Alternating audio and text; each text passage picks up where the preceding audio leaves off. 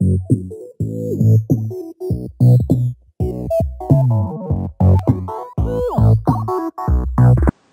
everyone, it's Jeremy here from segalphoto.com. I'm an architectural photographer in beautiful Vancouver, British Columbia. And today I'm going to show you how I go about saving or recovering a not so good architectural photograph. It's a little bit dark, a little bit underexposed, and also the framing isn't super correct. It's not exactly what I wanted, but still something usable, something I can work with, and I'm going to show you what I did. So let's go check it out.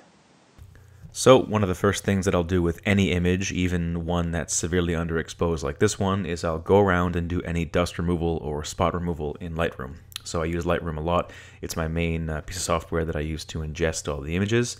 So client work, personal work, all goes into Lightroom first, and what I'll do is I'll do some spot removal. I'll head over to the side panel there to the curves panel, and then I have a preset already made that flips all the colors, makes them all wacky and completely unrealistic, but what it does is add a lot of contrast to all the areas of the image, and it allows you to see out those dots much better than if it was normal colors or even just higher contrast. So it's a great little first step.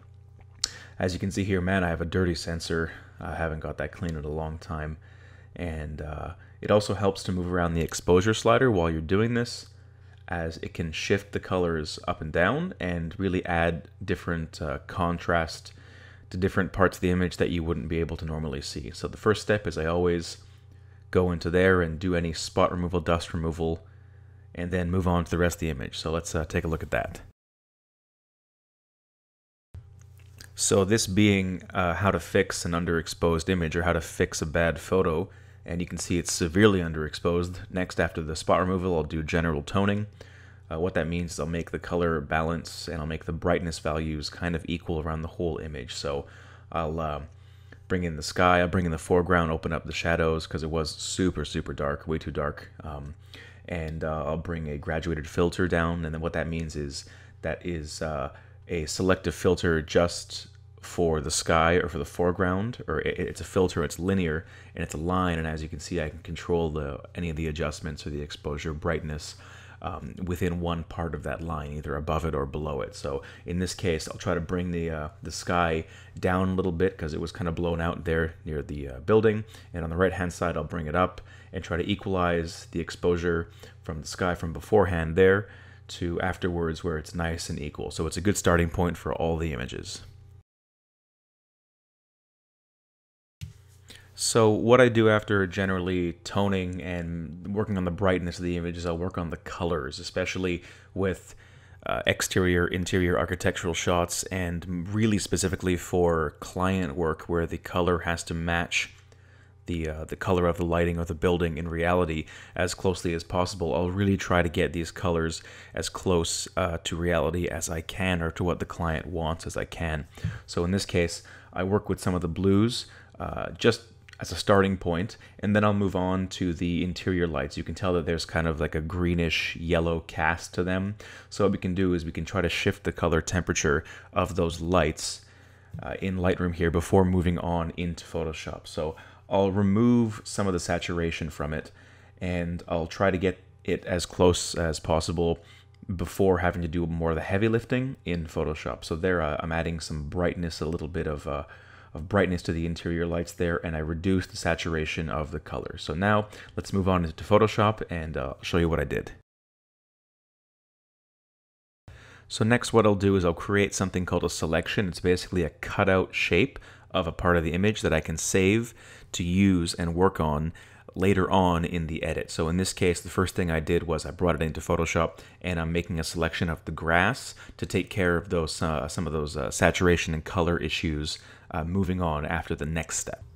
So after saving the selection, I decide to work on the blemishes in the concrete, getting rid of some of these scratches and stains and other unsightly features that concrete seems to love to accumulate over time. So a lot of images that I work on with concrete, and especially exterior outdoor concrete, really do need to be cleaned up. In real life it looks okay, but especially with a photo that grabs all the texture and detail, just doing a general cleanup of any dirt, garbage, litter, stains in the concrete is a great thing to do. So after that, what I noticed is a lot of the grass from the center planter and the reeds was actually falling onto the concrete and offering a really distracting element to the shot, and just kind of looks unclean and a bit messy in general. So what I did is I went around and edited and got rid of a lot of those pieces of grass that were falling onto the concrete. And I just think it looks much cleaner and better without them. If I hadn't done this, it would have been okay still, but I just think it's all those little details that make that really high quality shot at the end, where you take care of all little details, and it looks nice without the grass there.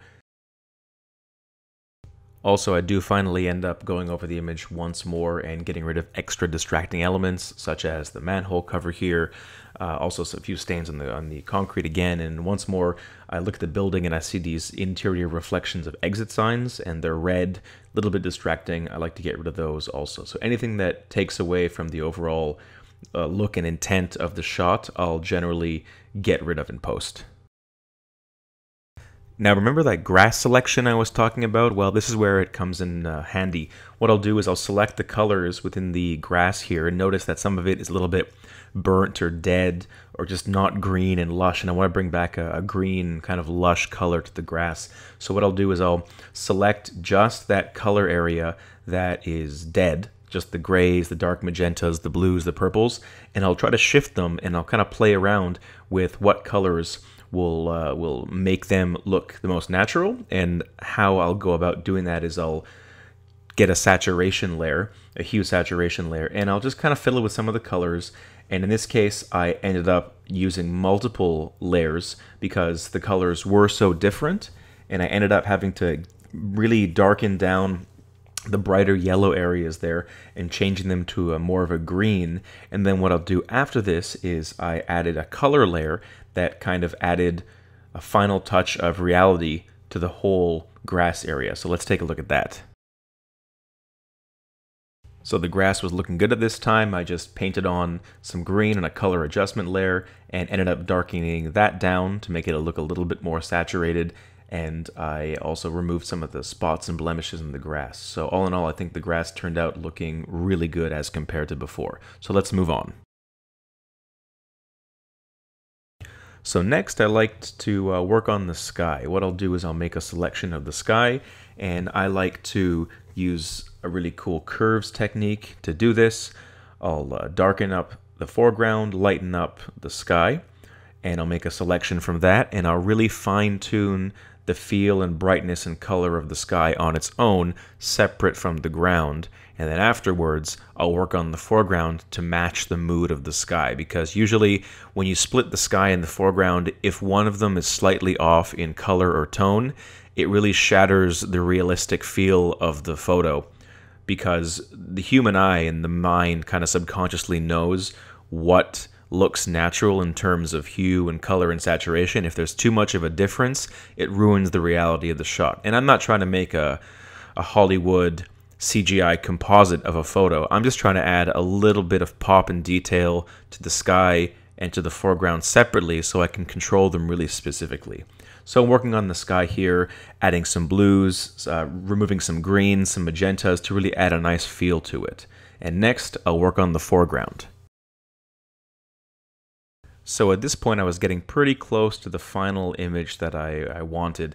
Sky is done. I'm going to work on the foreground here, bringing up some of the shadows, darkening some of the highlights, and really just adding some general final tone to the foreground elements, making sure that it all looks really, really nice overall. And I may have to go back to the sky once or twice in this process just to make sure that the sky and the foreground do match up, because when you shift something on the foreground, you're going to want to shift it in the sky to make sure that you maintain that connection, that reality. So I'll jump back and forth just to make sure that the foreground and the sky do end up matching and looking quite similar. So back and forth here again with some color adjustment, some curves, and just working out some of the details and checking my images from beforehand, previous versions up until this point, to see where I came from and to make sure that it all is matching up with the final look and feel that I want. So next we're going to take a look at some of the saturation and color toning and final details of the shot. As you can see, I did end up shifting the colors one last time in Photoshop here, and I selected the interior lights. They were a little bit too yellow for me, so I got rid of that color cast and brought them to a nice neutral looking white.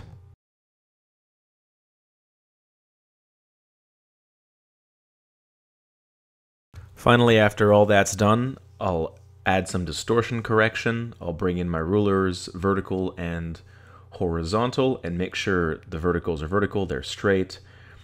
Horizontals are nicely aligned with the horizon, and I'll pull out some corners, shift some things, and just make sure that there's as little distortion as possible with an architectural image. That's super key, making sure that all the lines are straight. And it's looking pretty good, just adding a little tiny bit of correction. And after this, moving back into Lightroom. Finally, back in Lightroom where it all started, adding a few more final touches, doing a little bit of a crop, bringing it in just a touch, and adding a little bit more contrast and reducing some of the saturation. And now we can compare our images from before and after. So that's how we go from an image before, severely underexposed, and I try my best to fix it, to this nice image I can be proud of. Thanks so much for watching, everyone. I'd just like to remind you all that I'm now offering free photo shoots in the Vancouver area. That's right, completely free. For a little bit more info, head over to www.jsegalphoto.com.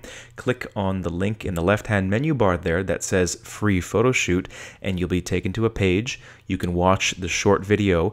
Click the button below that says book my free photo shoot now, and that will open up an email client, and you can send me an email and give me any details. That's one free twilight exterior image that I'll come to your location, I'll process and give you for use for free in anything for any purpose that you need that image for. So don't hesitate and give me an email today. I hope to see you at your next free twilight exterior photo shoot. Talk to you soon.